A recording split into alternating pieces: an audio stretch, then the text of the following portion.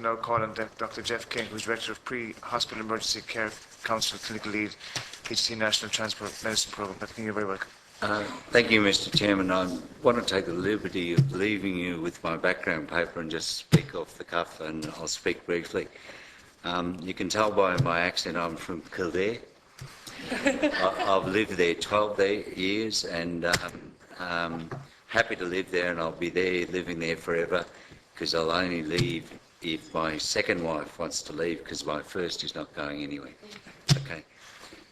I was Medical Director of the Flying Doctors in Queensland until 2001, and just to give you an idea, we covered a population of 4 million, which is similar to the whole of Ireland. I was happy there. And had 50 doctors reporting to me, and we had in the team about 100 nurses. So, you know, acute, sharp end, better than some services in the world, probably could learn from some others.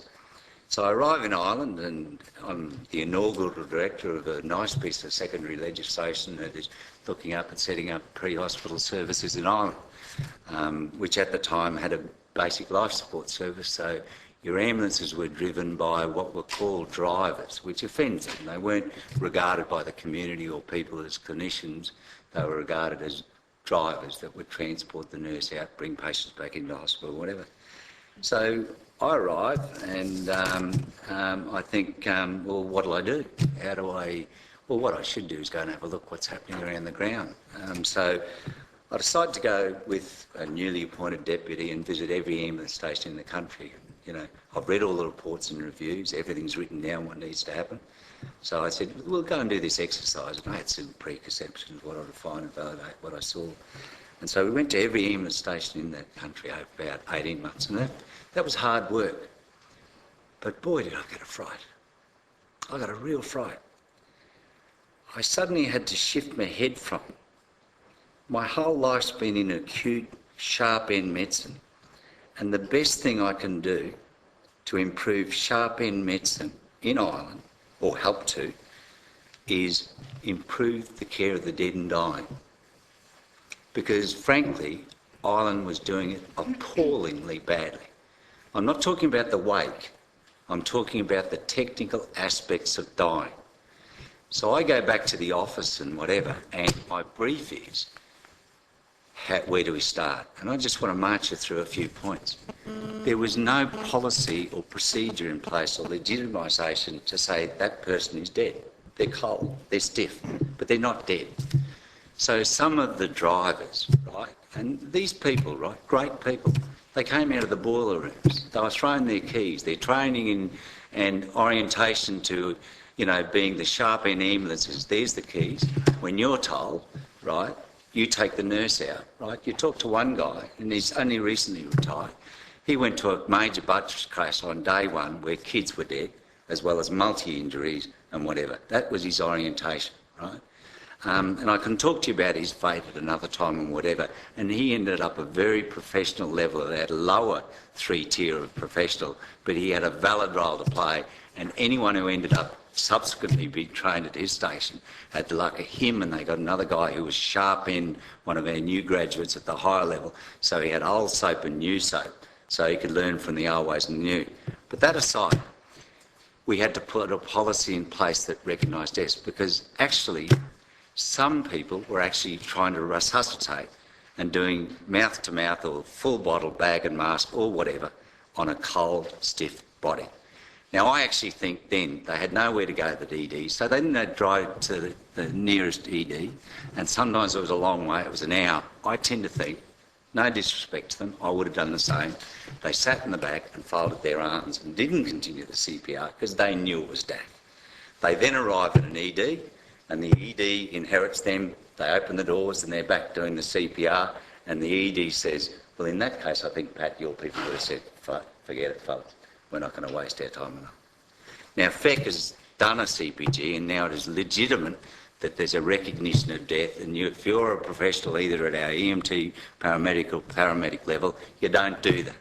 So now, instead of doing that, right, you arrive, there's a dead body, that's not our business. By the way, we've got 3 999 calls that if we don't get there in 80 minutes, they're cardiac arrest.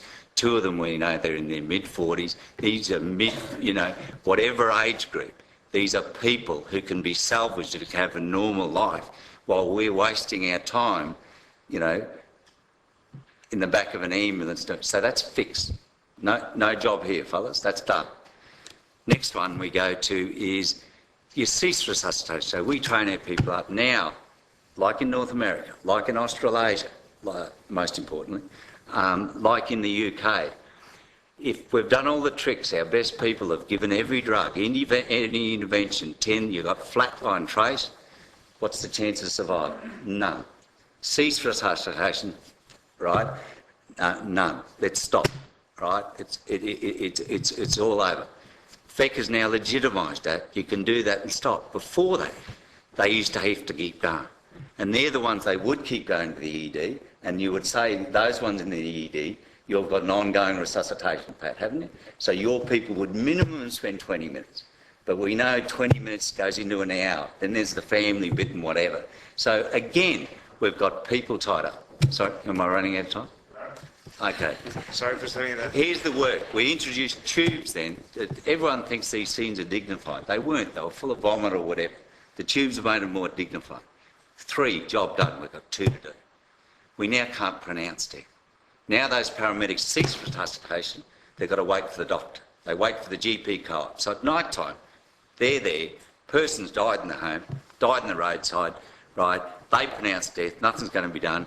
They wait for a doctor. Could be 10 minutes, could be an hour, could be the next day. So hours are wasted where those people could be out resuscitating people who are survivable as well. What we need is endorsement here. We don't even need legislation now. The city coroner's on board and we're going to meet the coroners, but we need support to get out there that it's legitimate to what they do in the UK, Australasia or whatever, that it can be signed off and the paramedic can pronounce death. Safe, isn't it? Right? And it's crazy that we'd have to wait for a doctor who's got other work to do it. That's what we need help on. There's one more. Do not resuscitate. Think ahead. And I'm on the forum, right? They've got a draft out there, a document, and they do not resuscitate.